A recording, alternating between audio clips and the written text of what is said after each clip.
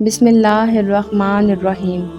حضرت ابو برزہ اسلمی رضی اللہ تعالیٰ عنہ سے مروی ہے، رسول اکرم صلی اللہ علیہ وآلہ وسلم نے فرمایا، اے وہ لوگوں جو اپنی زبانوں سے ایمان لائے ہو مگر ایمان ان کے دلوں میں نہیں اترا ہے، مسلمانوں کی بدگوئی نہ کیا کرو، نہ ان کے عیبوں کے در پہ ہوا کرو، بلا شبہ جو ان کے عیبوں کے در پہ ہوگا اللہ بھی اس کے عیبوں کے در پہ ہوگا، اور اللہ جس کے عیبوں کے در پہ ہو گیا تو اسے اس کے گھر کے اندر رسوا کر دے گا۔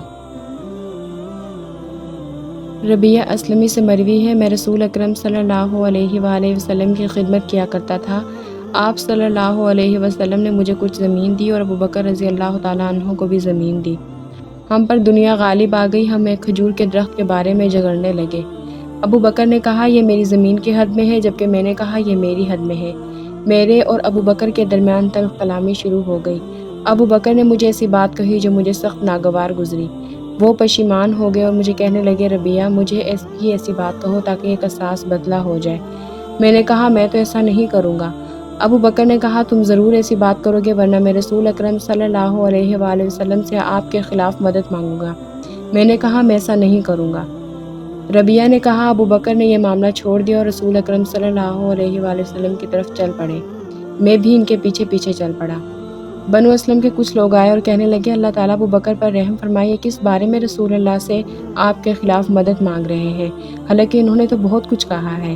میں نے کہا کیا تم جانتے ہو یہ کون ہے؟ یہ ابو بکر صدیق ہیں، یہ مسلمانوں کے محترم ہیں، بچو کہیں وہ تمہیں دیکھ نہ لے کہ تم ان کے خلاف میری مدد کر رہے ہو اور وہ ناراض ہو جائے۔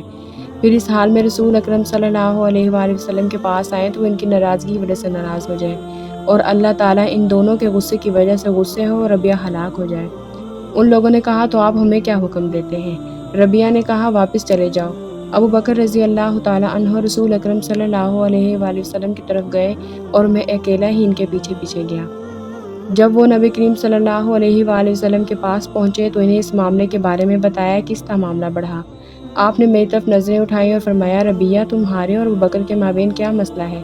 میں نے کہا اس طرح معاملہ ہوا ہے اور انہوں نے مجھے ایسی بات کہی جو مجھے سخت ناپسند لگی، تو انہوں نے مجھ سے کہا جس طرح میں نے تمہیں کہا ہے تم بھی اسی طرح کہو تاکہ قصاص ہو جائے۔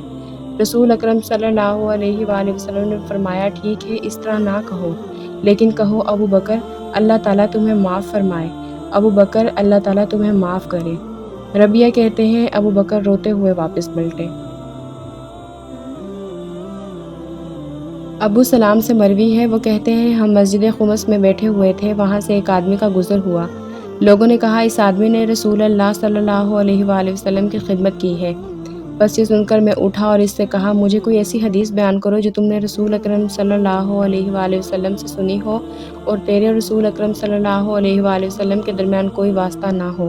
اس نے کہا میں نے رسول اکرم صلی اللہ علیہ وآلہ وسلم کو یہ فرماتے ہوئے سنا، جو آدمی صبح کو اور شام کو 3 بار یہ ذکر کرتا ہے، رضیت باللہ ربا وبالاسلام دینا وبمحمد نبیا، میں اللہ تعالیٰ کے رب ہونے پر، اسلام کے دین ہونے پر اور محمد صلی اللہ علیہ وآلہ وسلم کے نبی ہونے پر راضی ہوں، تو اللہ تعالیٰ پر حق ہو جاتا ہے کہ وہ اس کو روز قیامت راضی کرے۔